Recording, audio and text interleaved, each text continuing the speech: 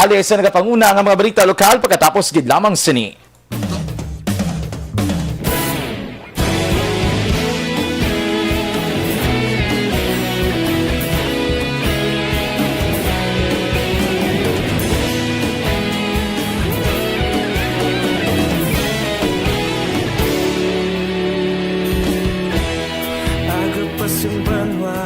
Mabugaw nga hangin nagadapyan na ikaw nang ginapamatian namon ginasandigan tingog sang probinsya kamatuuran ginapalap na minsay nga may dala paglaom kag kasanag na nagligan, ikaw gihapon ang ako nga istasyon sa pagbudlak sang adlaw sa pagtuhaw sang biton mga balita nga dala.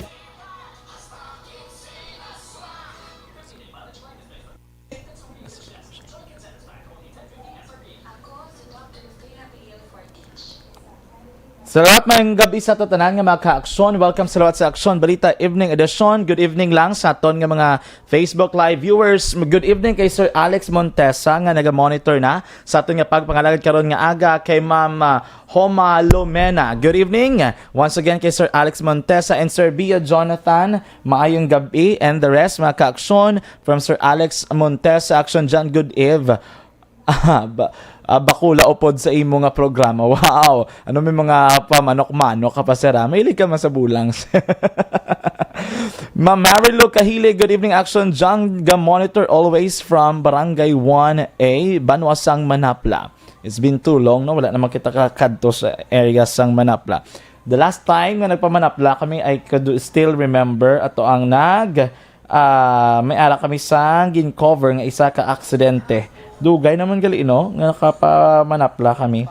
I think it was with Papang Nixon Tahom. Good evening sa inyo tanan. We also have with us Sir Larry Orcahada. Maayong gabi. Gemma Makilan. Good eve, sir. Stay safe always. The same sa inyo tanan mga ka-aksyon. Please stay safe, no? From wherever you are. Mr. Donald Ratcho. Good eve, Aksyon. John from Gotoda sa Bata. Sa may barangay Bata. Pero may kami galabay. Di nang Gotoda. Dampes, Aksyon, Henry. I don't know kung di dapid sa area. Kasi pero may kami galabay, oftentimes. From Yuditorta de la Peña Barbecue. Wow, barbecue. Mayang gabi, Aksyon John. Mayang gabi sa imo. Upod lang kami ni Lola Turing sa imo nga programa. Maraming nga salamat. And thank you so much as well. Gemma Makilan. From Nening Malu. Good evening. Mayang gabi sa inyo nga tanan.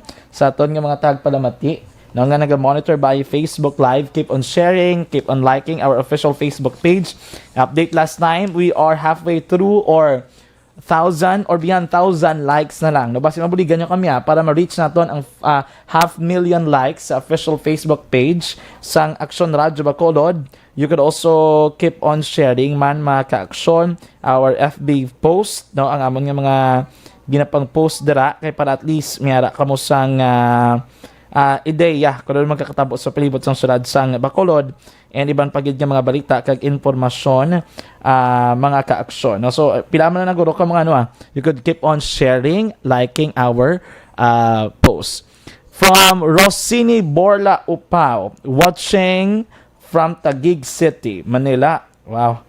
From Manila gali ang naga-monitor sang sa Manila. So na pila ba to Egman? I was grade 5 sang nakapa Manila kami. Kung ma-remember ko pa. Daw man grade 5, I think, or grade 4 to grade 5. Nakapa Manila kami before. Pero, ano lang to ya? Do ka golpihanay lang. Nga nakapa Manila. Sir Bia John Action John, greet ko lang si Mama Mildred Fontevilla nga naga-monitor. Maraming din salamat. Thank you so much as well. Advance happy birthday ko no kay Tita Ebony. Advance happy birthday to you no in advance. No, alin kay Yuditorta de la Peña Barbecue. Advance happy birthday ko no. Good eve pa pang dyan kag sa bilog nga power sang ARB salamat. Do ang more power ni karon nagwata. Kaya sa bilog nga power papang dyan. Thank you so much as well sa tatanan nga mga monitor sa aton nga pagpangalagad karon nga gabi. I think today man is the birthday of my sister nga nagtaliwan mga pila na, almost or more than a decade na. No, amo tong iya nga birthday. Ronnie Mananghaya, good evening. Bacolod watching from Hufuf, Saudi Arabia. Saudi Arabia. Good evening sa inyo nga tanan, Sir Ronnie Mananghaya, aton nga mga modern heroes, mga overseas Filipino workers. Anyway, mga ka-aksyon, standby sa pila ka mga balita lokal at gadulong sa inyo sa dili gidamang madugay.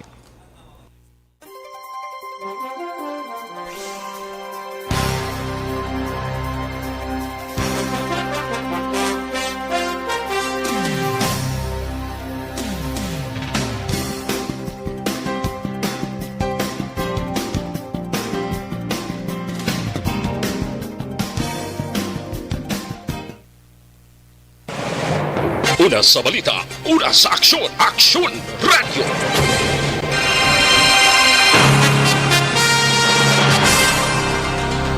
Aksyon Radio Philippine Standard Time las 6:11 kagkaron sa detalye sa nagapanguna nga mga balita lokal. Ginkompirmar sa Department of Health nga nakarecord ang Pilipinas ang pinakauna nga kaso sa P.1 COVID-19 variant nga gikan sa pungsod Brazil.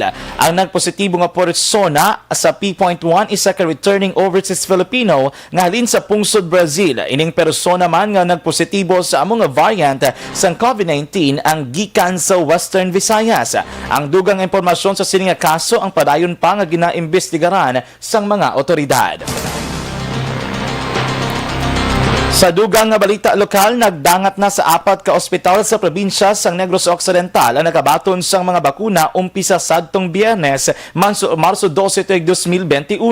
Sunod ka Provincial Incident Management Team nga ginapamunuan ni Dr. Zefard Kailian, nakadeliver na sang Biyernes ang 400 ka vials ang Sinovac sa Teresita Landoni Provincial Hospital, kag 317 ka vials ang Sinovac naman sa Cadiz District Hospital. Sining nga aga sang Sabado, nag-deliver naman sang 68 ka vials ang Sinovac kag 7 ka vials ang AstraZeneca sa Valladolid District Hospital, kag 92 ka vials ang Sinovac kag 15 ka vials ang AstraZeneca sa Kabangkalan District Hospital. Kahapon may nagabot nga 970 ka vials ang Sinovac kag 74 naman ka vials sang AstraZeneca para sa probinsya sang Negros Occidental. Kag sining nga aga may ginpaabot man ang probinsya nga dugang nga mga bakuna nga magadungka sa Bredco Port gikan naman sa Region 6. Samtang 4 ka level o kung ka level 3 kag 2 hospital sa syudad sang Bacolod ang makabaton sang AstraZeneca vaccines. Sa interview sa Aksyon Hotline, ginpahayag ni Dr. Chris Sorongon, ang Deputy for Medical and Data Analysis ng Emergency Operations Center o kung EOC, ang 312 ka vials ng AstraZeneca vaccine ang ihatag sa Corazon Locsin Montelibano Memorial Regional Hospital, Riverside Medical Center, Bacolod Adventist Medical Center kag Doctors Hospital. Suno kay Sorongon, target nga mabakunahan ang 60 anyos pasaka nga healthcare workers kag ang mabilin pwedeng i-roll out sa ila health workers sa ospital nga wala na abdan sang unang alokasyon sang bakuna. Dugang pa ni Sorongon, malapit sa 600 ka mga medical workers nga nagaedad sa 60 anyos pasaka kag malapit naman sa 12,000 ang kabilugan nga health workers sa mga ospital sa syudad sang Bacolod. Samtang nagpatigayon sang ceremonial vaccination para sa AstraZeneca vaccine kay na las 10 ang aga sa lobby sang New Government Center. 312 ni na pertenecer ni sa 4 naton ka hospital nga level 3 kag level 2 facility amo ni ang Corazon Locsin Riverside Medical Center, ang aton nga Bacolod Adventist Medical Center kag the Doctors Hospital. Ang target ni sa AstraZeneca amo ang una nila bakuna ang mga 60 and above naton nga mga healthcare workers. Nabatian si Dr. Chris Sorongon sa Bacolod Emergency Operations Center. Nagdangat na sa 9,945 ka mga healthcare workers sa Western Visayas na nabakunahan sang Sinovac ag AstraZeneca COVID-19 vaccines. Sa datos gikan sa Department of Health 20,280 doses ang Sinovac vaccines ang nagabot sa Region 6 para sa una kag ikaduha nga batch, samtang 10,000 ka doses naman sang AstraZeneca ang nagabot sa Region 6. Sa virtual presser subong nga hapon ginpahayag ni DOH6 spokesperson Dr. Jane Juanico nga 3,400 ka doses ang Sinovac ang pinakauli nga nag-abot sa riyon subong nga adlaw. Ginpatag ni Juanico nga ang second dose ng Sinovac vaccine ang ginahatag matapos ang 28 ka adlaw sang nga mahatag ang first dose. Samtang ang second dose ng AstraZeneca naman ang ginahatag matapos ang 8 ka semana sang nahatag ang unang nga dose. Ang Sinovac ang ginhatag sa 18 anyos tubtob 59 anyos, samtang ang AstraZeneca naman ang ginahatag sa 18 anyos pasaka. Nagpangabay si Juanico nga pisar nga mayara sang bakuna kontra COVID-19 dapat sa gihapon nga magsunod sa ginapatuman nga minimum health protocol. Sa iban pa nga balita lokal, patay ang plantador sang tubo matapos ginlutang las 8:50 kagabi sa barangay Inulingan, Banwas sang Moises Padilla. Ang biktima ginkilala kay Rusty Sumer, 27 anyos, residente sa barangay Inulingan, Banwas sang Moises Padilla. Sa inisang pagpangusisa ni Police Major Randy Babor, ang hepe sang Moises Padilla PNP sakay si Sumer sa iya tricycle, kag manugpuli na kontani sa ila puluyan sang ginbanggaan sang wala makilala nga sospetsado kag ginluthang gamit ang kalibre 45 pistola nga armas luthang nga nagresulta sang iya kamatayon. Dugang pa ni Babor, may persons of interest ng kapulisan sa posible sospek nga responsable sa pagpatay kay Sumer. Samtang away sa duta kag pagtimalos ang ginalantaw nga motibo sang krimen. Nakuha sa lugar sang insidente ang 4 ka basiyo sang kalibre 45 nga armas luthang kag iban pa nga pagkabutang sang biktima. May mga nakuha kita nga information nga may utod na siya nga isa why nagdiri sa pong no kag daw may isa ka insidente nga natabo dira nga daw involved siya so isa ilang pamilya sa nalang nabilin dire kag naman na may mga umasya nga din na akupar dira sa buong sa barangay Nangina. Nabatian si Police Major Randy Babor ang hepe sang Moises Padilla PNP. Ginalantaw sang kapulisan sa Police Station No. 3 nga posible may kaakig ang mga persona nga nagtiro kay Lino Cuadra, 62 anyos. Pumuluyo sang Purok Sigay, Barangay 2, Sulad sang Bacolod. Ini matapos sa kaangkon sa madamo nga pila sa lawas si Cuadra tugas ang pagluthang gamit ng kalibre 45 nga armas luthang. 22 ka basiyo, 8 ka bala kag 2 ka deformed slugs sang kalibre 45 nga armas luthang ang na-recover sang scene of the crime operatives sa Konsuko sa eksena sang krimen. Bangod sa ni hindi malayo ang posibilidad nga personal grudges o kung personal nga kaakig ang motibo sa pagpatay kay Cuadra. Wala man ginadula sang kapulisan ang posibilidad nga may angot ini sa mga insidente nga natabo na niligal nga matinuig sa diin imbulbado si Cuadra. Sulod kay Police Major Richard Parito, hepe sang Police Station 3, posible ginsunod si Cuadra halin sa downtown area pagkadto sa Bacolod northbound terminal sang Barangay Bata, Sulad sang Bacolod sa diin siya gintiro. Nagapati si Parito nga duwa tubtob 3 ka persona ang nagtiro kay Lino Cuadra bangod sa madamo nga basiyo kag bala nga na-recover sang Soko. Nag-request na si Parito sa pamilya Cuadra nga ipaidalom sa autopsy ang bangkay agod may baluan kon pila ka igo sang luthang ang naangkon sang biktima. Wait na muna ang desisyon sang pamilya kung mag-request sila sang autopsy. So then gina-follow up na muna ang investigation na posible may mga CCTV sa dalan kag na-capture ang salakyan or posible kung tani makuha na sang plate number.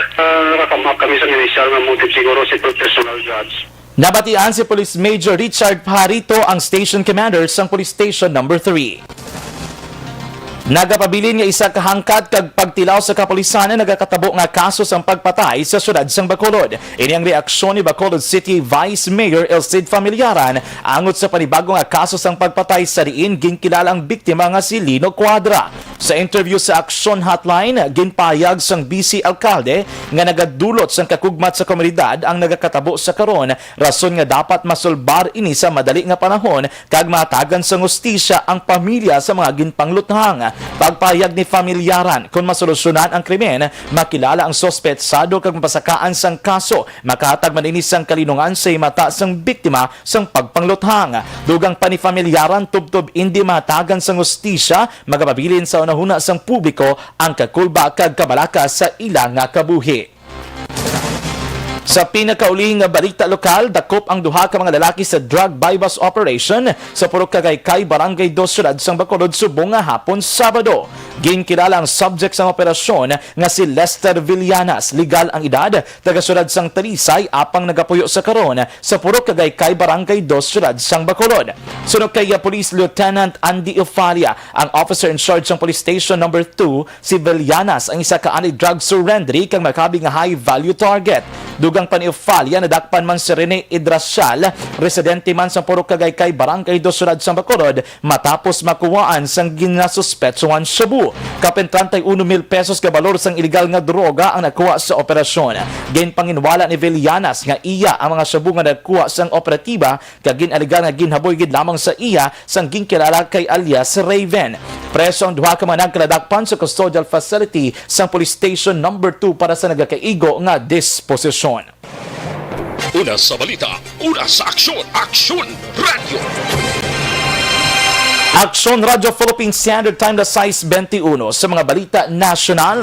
Pilipinas nakadetect sang bagong variant sang COVID-19.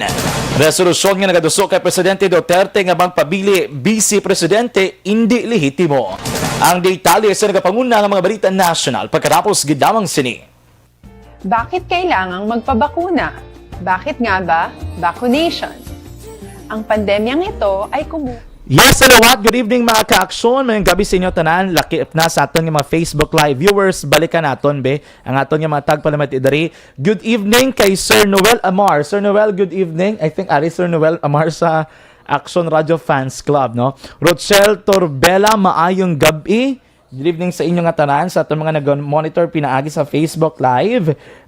Daribe sa Piyak Pagid, basi may additional, wala labot dari sa itong nag-monitor. Guillermo Carito, Aksyon John, did you remember me? Okay. Almost 2 years na okay. Sa may Mabini Coral. Because, amo man ang ginatinalan before sang isa ko ka opod. No? Isa ko ka, ang co-teacher ko before, no? Sa UNOR. Sir, adra gali sa may may apartment something siguro ni si Sir mong. Good evening, sir.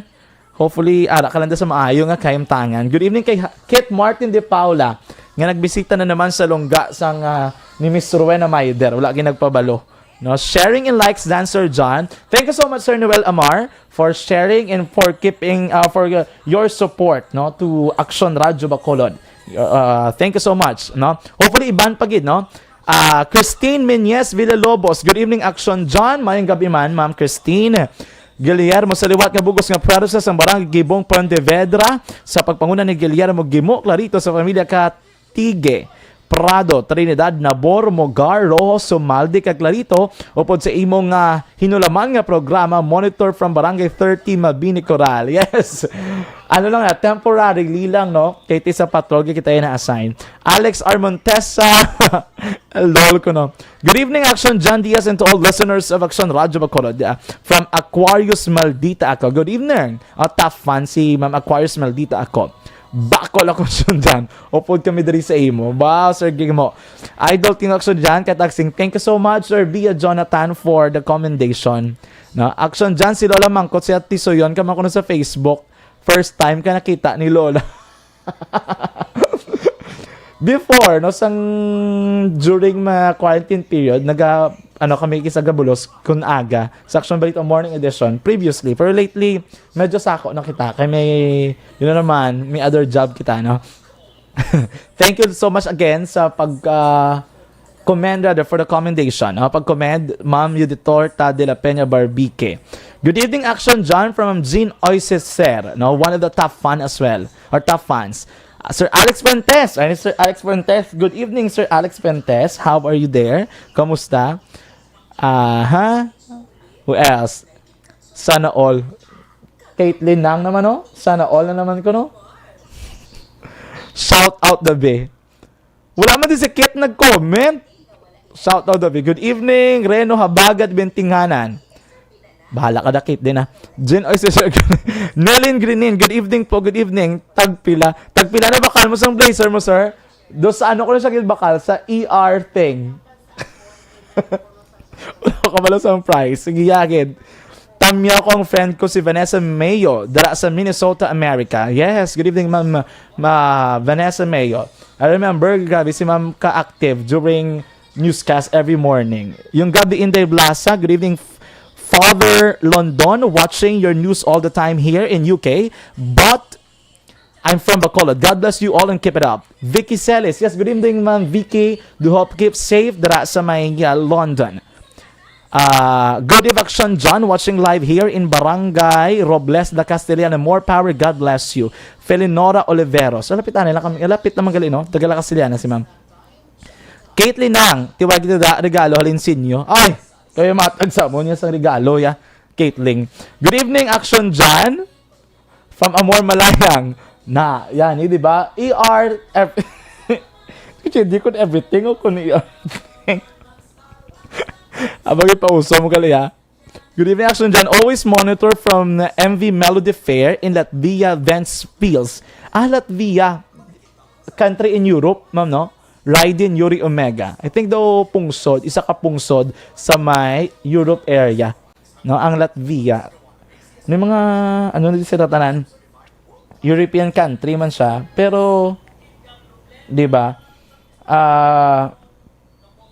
Namin, ako nga country. Do may pagkaano mo siya? Do more on agricultural, something? Good evening. John, Aksyon, good PM. Monitor gid kami sa Barangay 39 Lizaris Avenue. God bless. God bless you as well, ma'am. Bibing Dagita Bautista. Wala kay malipat ay lang ko sa gihapon sa apartment. Ara ka na Japon gali. Sir John, ang profile mo daw si John Lloyd gali baris kay man. Stand by mga ka-aksyon for Balita National.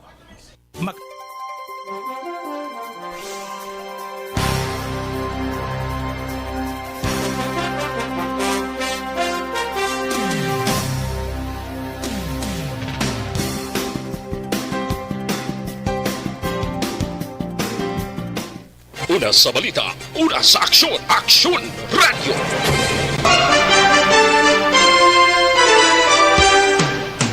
Aksyon Radio Philippine Standard Time, las 6:27. Kagkaroon sa Italia sa nagapanguna ng mga balita national.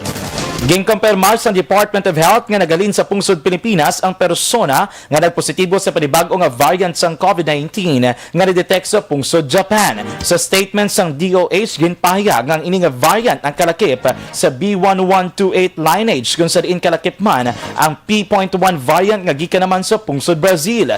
Dugang pa ang DOH na nakadetect na sang 98 ka mga kumpirmado nga kaso sa panibag-o nga variant sang COVID-19. 85 dari ang una na evaluan bilang mutations sang posible clinical significance nga E484K kag N50 o kon 01Y nga na-detect sa Central Visayas. Ginklaro naman sa DOH nga ang P3 variant ang hindi isa ka variant of concern bago nga kulang pa ang datos sa good may baluan nga ang panibago nga sa isang kagaw ang may pinasahi nga epekto sa ikaayong lawas. Samtang nakarecord sang duga nga 5,000 nga panibago nga kaso sang COVID-19 ang pungsod Pilipinas nga nagdala sa kabilugan nga 616,611 ka kumpirmado nga kaso sang COVID-19. Base sa Department of Health COVID Case Bulletin No. 364, yara sa 56,679 ang aktibo nga kaso sang COVID-19 sa pungsod Pilipinas. Nagdangat naman sa kabilugan nga 547,166 ang nag-ayo sa balatian matapos sa ka-record sang dugang nga 281 ka mga naka-recover karon nga adlaw. May 72 naman ka mga persona nga nagtaliwan ka nagdala sa kabilugan nga 12,766. Ilang pinakadako nga numero sa mga nagpositibo sa COVID-19 sa sulod sang isa ka adlaw para sa tuig 2021. Nakarecord ang Pilipinas ng 59 kabago nga kumpirmado nga kaso sang B117 variant sang COVID-19 nga gikan sa United Kingdom o kun UK variant kag 32 kabago nga kumpirmado nga kaso sang B1351 variant nga una naman natumod sa South Africa. Sa records sang Department of Health, nagdangat na sa karon sa 177 ang kumpirmado nga kaso sang UK variants kag 90 naman sa South African variant. Sa mga bago nga kaso, 16 na nagahin sa Cordillera Administrative Region o CONCAR, napulo sa Metro Manila, duha sa Central Luzon, kag duha sa Calabar Zone. Samtang sa 32 naman kabago nga kaso sa South African variant, 21 diri ang local cases, isa returning overseas Filipino o kun ROF, samtang ang napulo naman ang gina-verify pa sa mga otoridad. Samtang nagapati ang mga eksperto nga kinahanglan nga mabakunahan ang publiko antes pa man maglapta ginatunan sa karon nga lokal nga variant ng COVID-19 sa pungsod Pilipinas. Suno kay Dr. Ron Jean Solante, head ng San Lazaro Hospital's Adult Infectious Disease and Tropical Medicine Department, nagakadapat man nga ipatuman ang mas istrikto nga minimum health protocols agud malikawan ang paglaptas ng kagaw sa mga malls kag pampubliko nga transportasyon. Apang sunod naman kay National Task Force Against COVID-19 spokesperson Restituto Padilla, hindi karon options ng gobyerno nga ibalik ang mas istrikto nga quarantine bangon nga plano ng gobyerno nga liwat mapasanyog ang ekonomiya sang pungsod. Nagapati si Padilla nga sa bulig sang publiko mapanubo ang COVID-19 cases sa pungsod Pilipinas. Sa sunod sang pila ka adlaw, naglampuas na sa 4,000 ang average number sa mga kumpirmado nga kaso sang COVID-19 sa Pilipinas sa kada adlaw. Sa iban pa nga balita nasyonal, ginahingyo ni Senador Sonny Angara ang Department of Health o DOH na maghatag sang update sa pagpanagtag sang benepisyo sa mga healthcare workers sa idalom sang Bayanihan 2. Suno kay Angara, nagpakig-angot ng iya opisina kay DOH Secretary Francisco Duque III agud iplastar ang pinakauli nga datos sang benefits distribution kalakip na ang COVID-19 Special Risk Allowance. Luyag man sang senador nga magpagwa sang update ang DOH angot sa probisyon sa compensation para sa pampubliko kag pribadong health workers nga nagpositibo sa COVID-19 kag probisyon sa life insurance, akomodasyon kag pagkaon sa tanan nga health workers sang ginpaidalom sa state of national emergency ang pungsod Pilipinas. Naibaluan nga nagpatigayon sang hublag protesta ang mga healthcare workers sang National Kidney and Transplant Institute agud ipanawagan ang pag-release sang 82 milyones pesos nga budget para sa mga health workers sa idalom sang Bayanihan 2. Sa pinakauli nga balita nasyonal, ginpalayag ni PDP laban President Senator Manny Pacquiao nga indi lehitimo ang ginaliga resolusyon sang ila partido nga nagaduso kay Presidente Rodrigo Duterte nga magpapili bilang Vice Presidente sa 2022 national elections. Suno kay Pacquiao, wala pa sang pinal nga lineup ang PDP laban para sa maabot nga piniliay. Apang sunod kay Pacquiao, hindi sakop sang iya otoridad bilang presidente ang partido o kung sang partido ang paghatag sang pinalidad sa nagpagwa, nagperma kag nagpalaptas sang resolusyon. Ginkumpirma ni Belvin Matibag, PDP laban Deputy Party Secretary General, nga madamo sa nagperma sa resolusyon ang mga alkalde kag mamalidha. Pila sa mga nagperma mo Sunday MMNDH Chairman Benhur Abalos, Mandaluyong Mayor Carmelita Abalos, Quezon City Representative Alfred Vargas kag Parañaque City Mayor Edwin Olivares. Una sa balita, una sa aksyon, Aksyon Radio. Aksyon Radio Philippine Standard Time na 6:33 sa mga balita international. World Health Organization nag-insister nga hilway gamiton ang AstraZeneca vaccine. Sa balita sa sports, 3 ka mga NBA stars sa kaangkon sang injuries. Sa showbiz, theme song sang bantog nga teleserye liwat gindumdum sa mga artista. Ang nagapanguna nga mga balita mabatian sa pagbalik sa Aksyon Balita Evening Edition. Do not just throw away questions and statements. Kasma nga aton sining nga Facebook page pagiya sa Aksyon Radio. Ladies and gentlemen, this is Aksyon Radio Bacolod. Aksyon Radio Bacolod, #1. Nagpanguna ang Aksyon Radio Bacolod sa pinakaulihing survey sa ninsing nga kakuha sa commanding radio station share para sa fourth quarter sa tuig 2020. Kami nagapasalamat sa aton mga kaaksyon sa padayon nga pagsalig kag pagsuporta. DYEZ Aksyon Radio Bacolod, number 1 with 40.10% radio station share.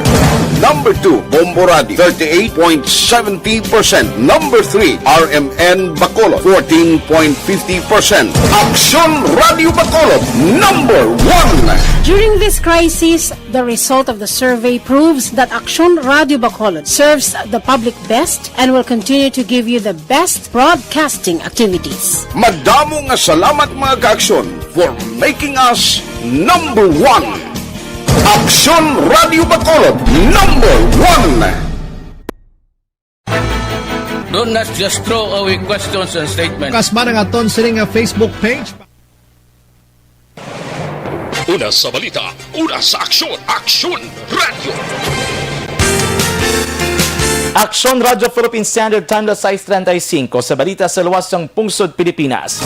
Gininsister sa World Health Organization kung WHO nga hilway sa gihapon gamiton ang AstraZeneca's COVID-19 vaccine. Inikasunod sang report nga may pila ka pungsod nga nagsuspender sa paggamit sang AstraZeneca vaccine bangod sang ginaligar blood clot nga matugas sang bakuna. Sa karon padayon ang pagpanalawsaw sang WHO Vaccines Advisory Committee sa mga dastos nga ila nakuha. Sa inisyal nga pagtuon sang WHO, wala na angot sa AstraZeneca vaccine ang blood clotting sa lawas ang tao nga ginbakunahan. Sunod kay WHO spokeswoman Margaret Harris, ang AstraZeneca ang isa sa pinakamaayo nga bakuna kontra COVID-19 kaya nakakadapat lamang ay padayon ang paggamit sini.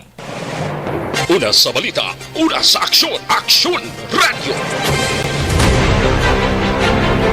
Aksyon Radio Philippine Standard Time las 6:36 kag inyo nabatian na nagapanguna nga mga balita lokal, national kag international.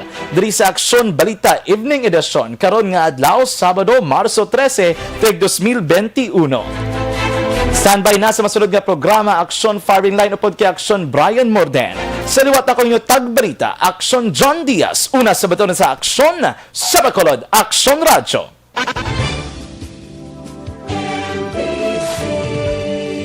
Manila Broadcasting Company. Sa balita, komentaryo, issue, serbisyo publiko. Aksyon Radio. Sa Bacolod, Aksyon Radio. Aksyon Radio.